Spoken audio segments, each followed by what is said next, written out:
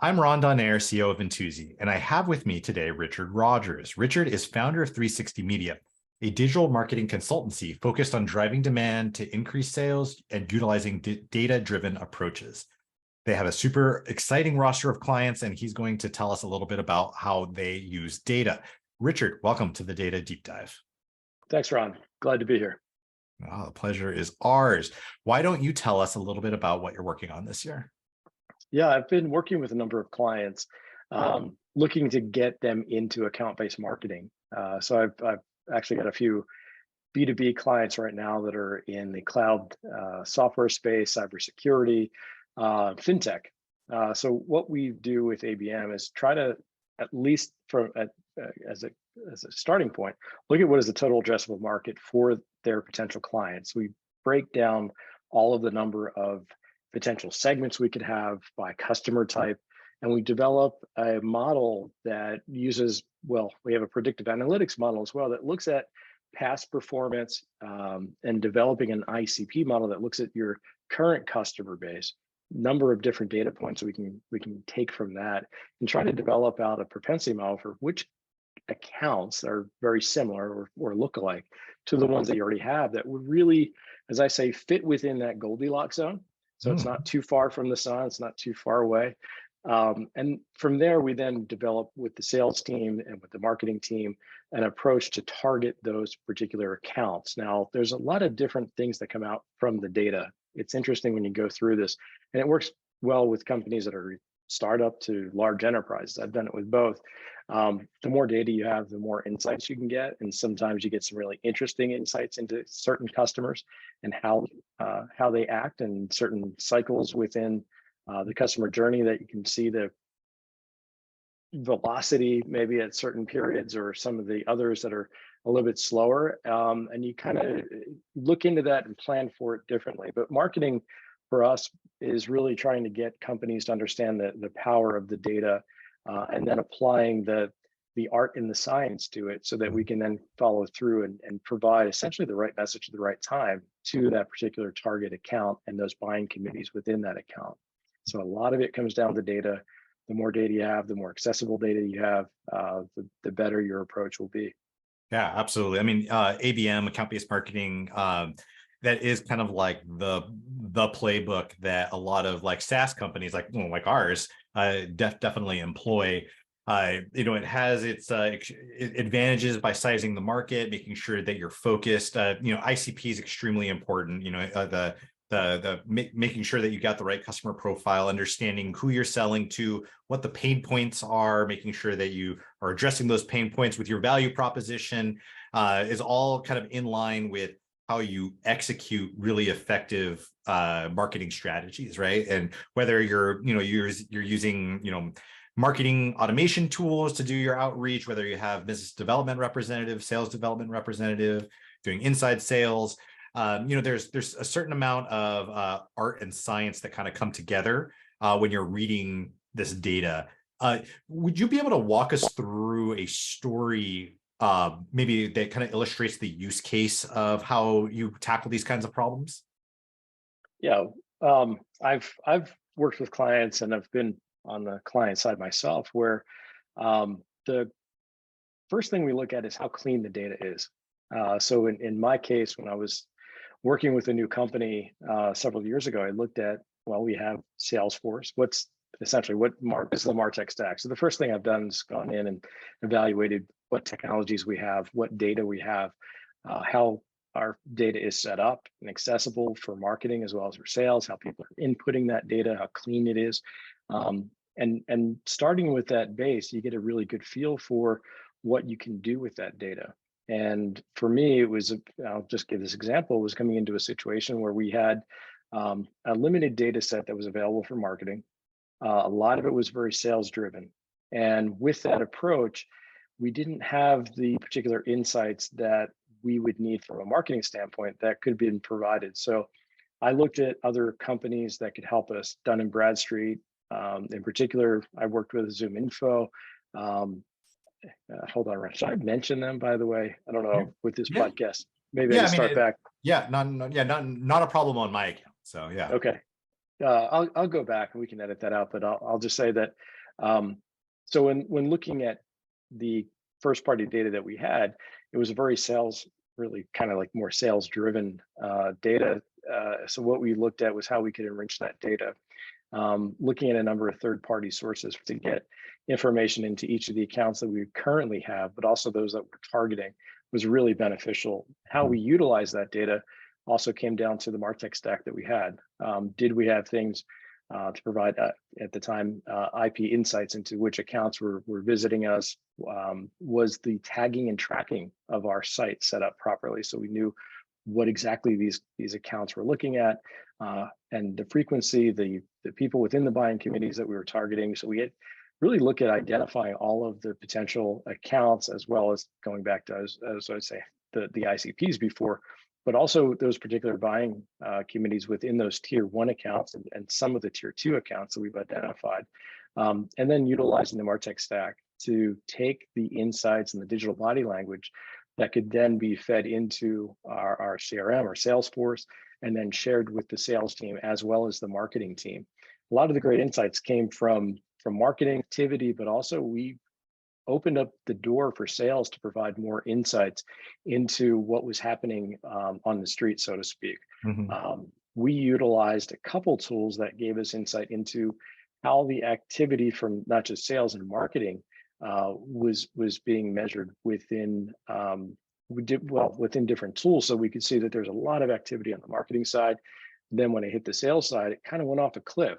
So I looked at closing that gap and providing certain tools for us to be able to gain insights into, once a salesperson takes it on, what is the engagement at that point, the frequency, the open rate just on emails, the number of meetings. And then all of this process had to be established, but also we did it at the same time with technology. So we could then track, in a perfect world, this account has come through 4 times, registered for webinars, 6 landing pages, 4 different people have done that. Within 2 months, it's gone to a sales team, it's gone to a sales rep. And at that point, we saw that there's 3 or 4 different meetings, opens of emails. And at that point, we need to figure out within the marketing journey what we should be doing to support the sales team. So we look at really a full funnel marketing strategy, and not having an insight into certain pieces of that was a challenge. So it was always trying to identify what we have first, and then looking at where do we need to close the gap or try to get better at understanding where these customers are within that journey, and then closing that through technology or a process. In this case, could have been something as simple as having salespeople type in a drop down menu within the CRM what the activity was happening on their side, whereas before it was all just type it in and figure it out later. So just standardizing that made it a lot easier for us to gain those insights. So it's a technology as well as a process, but overall data has been a real key driver for us at ABM, especially. Yeah, no, absolutely. I mean, normalization of data to make it accessible, to be able to link the different data points is, one, incredibly difficult in some regard. It takes a little bit of endemic know-how to be able to understand, what data points are relevant, what data points kind of coalesce, to be able to make your long-term associations, to be able to actually drive those key factors, the KPIs that actually impact the bottom of the funnel. One of the things that we do here at Intuizi is we have a kind of a use case for account-based marketing where we take and once you define your market, right, you identify your ICP, you understand where they are, where they work. We actually use geospatial analysis to be able to identify key, basically make sure that you're in front of the right people at the right time. So, at Intuizi, we do mobility patterns of mobile phones, and then we kind of help facilitate some of the actual activation with the original signal provider. So the people who actually, provide the GPS signals, we kind of coordinate that together where you have a point A and a point B connected together, where we then just process the data kind of in between. And there's certainly a lot, we have very strong use cases in understanding, hey, these people go to work here. They need to understand who you are And then that's like a good soft, soft understanding, because it's a little bit of a top of the funnel, but there's a lot of interaction, driving webinars, right? It kind of feeds all of those portions of the funnel, so you can kind of get to the, continue to feed the engine that drives sales long term. So it's definitely a super relevant topic for us here at Intuizi. ABM SaaS is like, it's the playbook, right? Like you need to be doing it. It really helps focus your efforts. Now, I wanted to switch gears just a little bit. Wanted to talk about generative AI a little bit. Do you have any experience? How are you using it? What data are you feeding into it? What are you advising clients to do with it? Yeah, as far as what we're doing is really at this stage exploring how we're going to be using it in the future. I see I see that this becomes part of your tool set. It has to. So I've been using it. I've been looking at different tools that are coming out, and right now there's several newsletters that are out there that I've subscribed to, different forums that just like every day you see something new coming out with a new AI tool for marketing. What I still need, to be honest with you, is something that can give me PowerPoint design and creation without me having to think about it, because I'm probably the world's worst marketing PowerPoint designer creator. I just can't wait for that day. I'm like, yeah, here's my 5 bullet points. Just make it look really good. Okay, look, And, bring in the stock images. Give me the good headlines. Yeah. But I think, as far as, and that's coming. I mean, there's some effort to actually make those things happen. Use Chat GPT to essentially build out all the content for you for your PowerPoint, but really putting it into a template, design it, and all of that stuff. That's still not there yet from all the things I've seen. If there's something out there, somebody please let me know. I'll buy it tomorrow. But I think that's going to help us in a great, as far as marketing, I think that helps us as well as sales. I mean, we're looking at, I'll go back to ABM, creating more of a personalized approach to the tier 1 and even tier 2 accounts. And if we can get into a tier 3 personalization using some of the AI tools that are coming available, I think what's happened with ABM in particular, the one-to-many or ABM at scale has really been possible because of the technology that's been developed over the last 15, 20 years, whereas it just wasn't possible to get to that level of personalization, to that particular cluster, to that particular account. Now, when you have tools like AI, you essentially can start to run almost a tier 1 personalization campaign at scale for a lot of the companies that are out there, and can utilize some of these data, third-party data even could be tied into this, so that every account that you're targeting from a marketing standpoint could have that personalized touch to it, so that we know the pain points and the solutions that we can address at that higher level. And as it gets broken down into those accounts, the additional data that comes in, the AI could generate customized PowerPoint decks that are just for that particular company, or video messages. It could be something as funny as a voicemail that you go to somebody now that's not completely AI generated. So your SDRs could have that.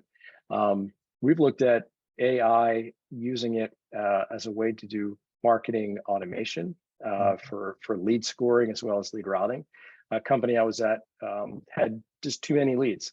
Our marketing team did such a great job, they didn't know how to handle that many leads. So the problem became not having enough leads to, wow, we don't have enough people to answer this. What do we do? One of the couple AI tools out there that develop it, you can put in with your lead scoring an automated response through email that generated an email that fooled everyone that I tested this with. You really thought you were emailing back and forth with a human. And what it did was it qualified a lot of those accounts that were just on the fringe of tipping over into a marketing qualified lead, going to sales qualified lead. This turned into a situation where the AI could essentially hold a conversation with someone and see how far along they were, if they were even qualified enough, or if they were just exploring at this stage. And if it did, it passed that scale. It then went into a lead route directly into the sales funnel. So AI like that could be really very powerful. And I think from a customer standpoint, a customer support standpoint as well, it could be really impactful. I got into it actually in 2007, which is, I mean, this is like the Stone Ages back Yeah. back then. But I worked with one of the largest retailers in the country. They were a client of mine. We worked with them doing a lot of product videos at the time, getting them into YouTube for the first time. And we had a sales rep that we'd work with, and we had talent that we would do a video presentation of the latest, I don't know, Canon camera or DSLR, whatever it would be.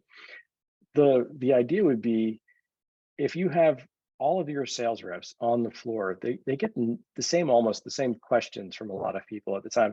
How many megapixels is it? Can it use this type of lens? Or how long is the battery life? There's only a certain number of questions that you're going to ask about any particular product or camcorder in this case.